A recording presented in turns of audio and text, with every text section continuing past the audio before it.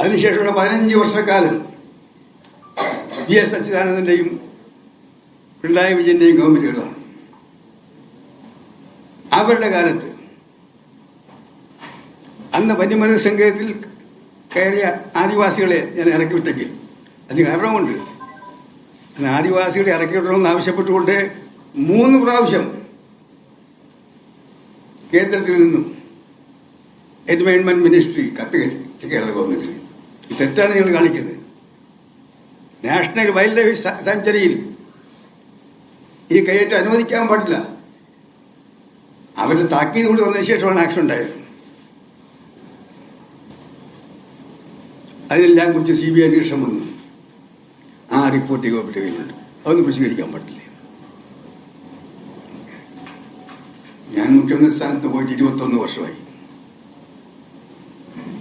പിന്നെ മിക്കവാറും ദേശീയ രാഷ്ട്രീയത്തിലായിരുന്നു. മടങ്ങി ഇവിടെ വന്നെങ്കിലും ഞാനിപ്പോൾ ആക്റ്റീവല്ല, റിട്ടയറല്ല.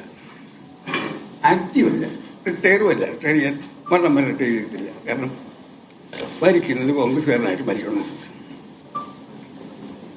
ഈ 21 വർഷത്തിനിടയിൽ ഏതെങ്കിലും ഗവൺമെന്റ് മുത്തങ്ങയിൽ എന്റെ ഗവൺമെന്റ് ആദിവാസികളെ ഇറക്കിയത് തെറ്റാണെങ്കിൽ വിശ്വസിക്കുന്ന ഏതെങ്കിലും ഗവൺമെന്റ് അവിടെ വീണ്ടും ആദിവാസികളെ താമസിപ്പിക്കാൻ ശ്രമിച്ചിട്ടുണ്ടോ? അതിന്റെ ഭൂമി കൊടുക്കാൻ ശ്രമിച്ചിട്ടുണ്ടോ? കുടിൽ കെട്ടിക്കാൻ ശ്രമിച്ചിട്ടുണ്ടോ? സാധ്യമല്ല. കാരണം അത് നാഷണൽ വൈൽഡ് ലൈഫ് സാങ്ച്വറിയാണ്. അല്ലേ വസ്തുത? അത് ഗവൺമെന്റിന്റെ ഭാഗം. ഈ അച്യുതാനന്ദൻ ശ്രമിച്ചിട്ടില്ല, ഞാൻ ശ്രമിച്ചിട്ടില്ല. 15 വർഷത്തിനുള്ളിൽ LDF ഭരണം അവിടെ ആദിവാസികളെ പുനരധിവസിപ്പിക്കാനോ കുടിൽ കെട്ടാനോ അനുവദിച്ചിട്ടില്ല. എനിക്ക് മാത്രം വഴി. പക്ഷെ അവർ 15 വർഷം വെച്ചിട്ടും അവർ ആദിവാസികളെ കൊണ്ടുപോയിട്ടില്ല ഇവിടെ. മറ്റൊന്ന്,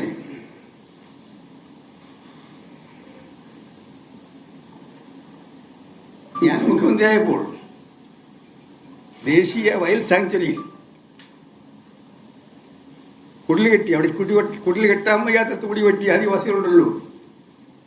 ഞാൻ മുഖ്യമന്ത്രി സ്ഥാനത്ത് വന്നതിന് ശേഷം 21 വർഷത്തിനിടയിൽ ഏതെങ്കിലും ആദിവാസി സംഘടന മുത്തങ്ങയിൽ കുടി വെട്ടിയിട്ടുണ്ടോ?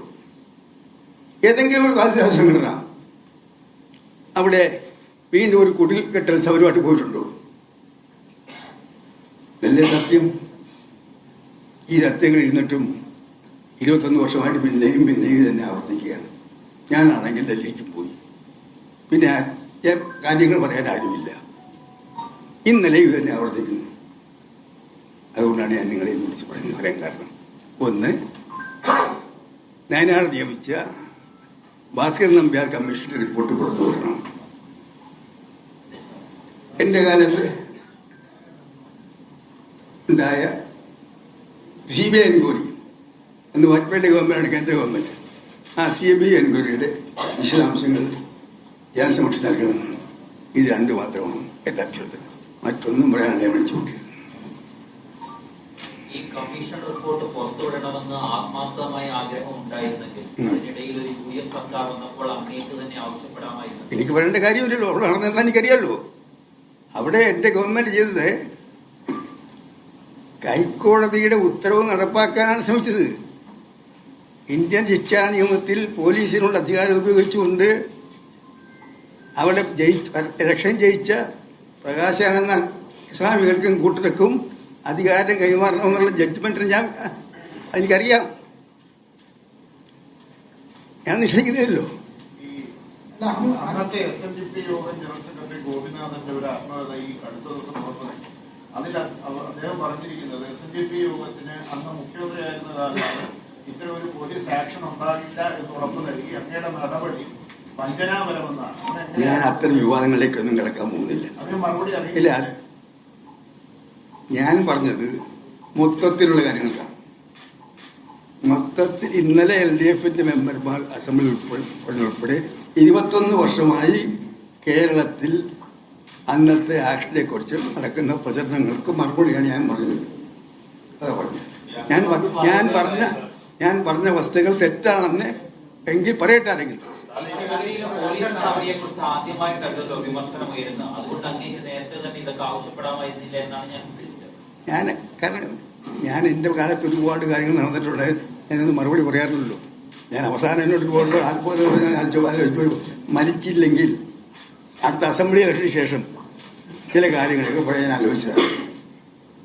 ഇന്നലത്തെ പ്രൊവക്കേഷനോട് കണ്ടപ്പോഴാണ് പറഞ്ഞത് ഇത് പറയാൻ ആലോചിച്ചത്. അല്ലെങ്കിൽ ഞാൻ മരിച്ചില്ലെങ്കിൽ അടുത്ത അസംബ്ലി ഇലക്ഷൻ കഴിയുമ്പോൾ എൻ്റെ രാഷ്ട്രീയ ജീവിതത്തിലുണ്ടായ ചില വിവാദങ്ങളെ കുറിച്ച് ഞാൻ പറയും. രണ്ട് നടപടിയെ സംബന്ധിച്ച് വ്യക്തിപരമായ ദുഃഖമുണ്ട് എന്ന് പറഞ്ഞു. അതായത് ഒന്ന് ശിവഗിരി പടത്തിലുണ്ടായ സംഭവവും മറ്റൊന്ന് ഈ സംഭവവും, ഈ മുത്തങ്ങയിലുള്ള സംഭവം. ഒപ്പം തന്നെ അന്ന് മുഖ്യമന്ത്രി ആയിരുന്നപ്പോഴാണ് മാറാട് കലാപം നടക്കുന്നത്. തമിഴ്നാട്ടിൽ വിഭാഗത്തിന്റെ മുന്നറിയിപ്പ് ഉണ്ടായിരുന്നു, പക്ഷെ കലാപം. അതിന് വ്യക്തിപരമായി അന്നേക്ക് ദുഃഖമുണ്ടോ? ഞാൻ ഇന്നലെ പോലീസ് മന്ത്രിയും മുഖ്യമന്ത്രിയൊക്കെ ആയിരുന്നു, അതുകൊണ്ടാണ് ചോദിക്കുന്നത്. അങ്ങയുടെ ചോദ്യത്തെ ഞാൻ ഒഴിഞ്ഞു മറന്നില്ല. പക്ഷേ ഇന്നലത്തെ ചർച്ച ഞാൻ പറഞ്ഞു. മാറാടിനെ കുറിച്ചും എൻ്റെ കാലത്ത് പോലീസ് എൻക്വയറി വെച്ചിട്ടുണ്ട്. ആ പോലീസ് എൻക്വയറി റിപ്പോർട്ട് ഈ ഗവൺമെന്റിലുണ്ട്. എന്താണ് മാറാട് നടന്നത് ആ റിപ്പോർട്ടും പുറത്തു കൊടുക്കും. എൻ്റെ താങ്കൾക്ക് എൻ്റെ കാലത്ത് നടത്തുന്ന ഇതെല്ലാം ഇതുപോലുള്ള ആക്ഷൻസ് എല്ലാം ദുഃഖം. പക്ഷെ ഭരണാധികാരികൾക്ക് ചിലപ്പോൾ അവർക്ക് ചില കടമകളുണ്ട്. കടമ നിർവഹിക്കേണ്ടി വരും. അധികാരത്തിൽ ഇരിക്കുമ്പോൾ പലപ്പോഴും ഇതുപോലെ സംഭവങ്ങൾ ഉണ്ടാകും. ഇപ്പോഴത്തെ ഗവൺമെന്റ് തന്നെ ഇപ്പൊ അയ്യപ്പ സംഗമം നടക്കാൻ പോവില്ലേ? പമ്പ മുതൽ മരക്കൂട്ടം വരെ വനിതകളെ കൊണ്ടുപോയി നടത്തിയ ആൾക്കാരല്ലേ. ഞാൻ അതിലേക്കൊന്നും കിടക്കാൻ ആഗ്രഹിക്കുന്നില്ല. അത്തരം വിവാദങ്ങളിൽ പോകട്ടെ. ഈ സഭയില് ഈ പറഞ്ഞ ആഭ്യന്തരമായി ബന്ധപ്പെട്ട പല കാര്യങ്ങളും ചർച്ച ചെയ്തു. ഒന്ന് അടിയന്തരാവസ്ഥ കാലമാണ്. അടിയന്തരാവസ്ഥ കാലത്ത് അന്ന് ഈ ഇതിന് ശേഷം ഈ കാരണത്തിന് ശേഷം അന്ന് മുഖ്യമന്ത്രി ഈശ്വര വാര്യർ തന്നെ അദ്ദേഹത്തിന്റെ ആത്മഹത്യയിൽ പറയുന്നുണ്ട്. അന്നത്തെ സ്പെഷ്യൽ പബ്ലിക് പ്രോസിക്യൂട്ടറെ ഇന്ന് കുഞ്ഞിരാമ മേനോനെ നിയമിക്കണമെന്ന കാര്യം അങ്ങയോട് വന്ന് അഭ്യർത്ഥിച്ചു. ആ കേസ് കോയമ്പത്തൂർ കോടതിയിൽ പരാജയപ്പെട്ടു പോയി. അതിൽ അങ്ങ് ഇപ്പോഴും ആരോപണ മുറിയിലാണ്. അദ്ദേഹത്തിന്റെ ആത്മഹത്യയിൽ എഴുതിയ പരാമർശം മാറാട് മുത്തങ്ങ മാത്രമല്ല സാർ, അന്ന് ആഭ്യന്തര മുഖ്യമന്ത്രി ആയപ്പോൾ സമാനമായ നിരവധി ആരോപണങ്ങളുണ്ട്. ഞാൻ പറയട്ടെ, എന്നെ പ്രൂവ് ചെയ്യേണ്ട സുഹൃത്തെ, താങ്കൾ രാഷ്ട്രീയ ആവശ്യമായിരിക്കും. പത്രക്കാരന് അപ്പുറത്തെ രാഷ്ട്രീയം ഉണ്ടല്ലോ. പക്ഷെ ഇന്ന് ഞാൻ ഈ രണ്ട് വിഷയങ്ങളൊക്കെ പറയുന്നുള്ളൂ.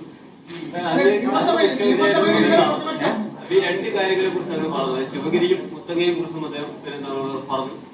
രണ്ട് കോടതി വിധിയെ തുടർന്നാണ് അങ്ങനെ ഒരു നടപടി ഉണ്ടായത് എന്ന് പറഞ്ഞാൽ അന്ന് കോടതി വിധി ഉണ്ടായത് കൊണ്ടാണ് അങ്ങനെ നടപടി ഉണ്ടായതെന്ന് പറഞ്ഞാൽ അന്ന് പോലീസ് നടത്തിയ ആ നടപടികളെ ന്യായീകരിക്കുകയാണ്.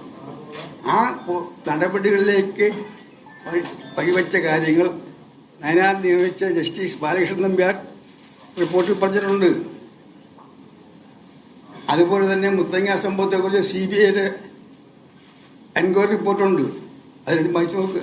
21 വർഷമായി ദില്ലിയിലാണ്.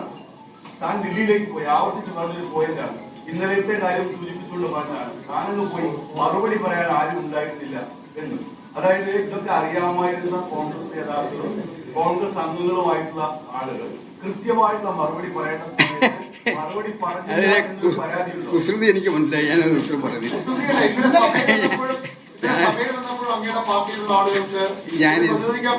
ഞാൻ ഇതിനെ കുറിച്ചൊന്നും പറയാൻ ആഗ്രഹിക്കുന്നില്ല. ഇതെന്റെ അവസാനത്തെ പ്രശ്നമുള്ള. പക്ഷെ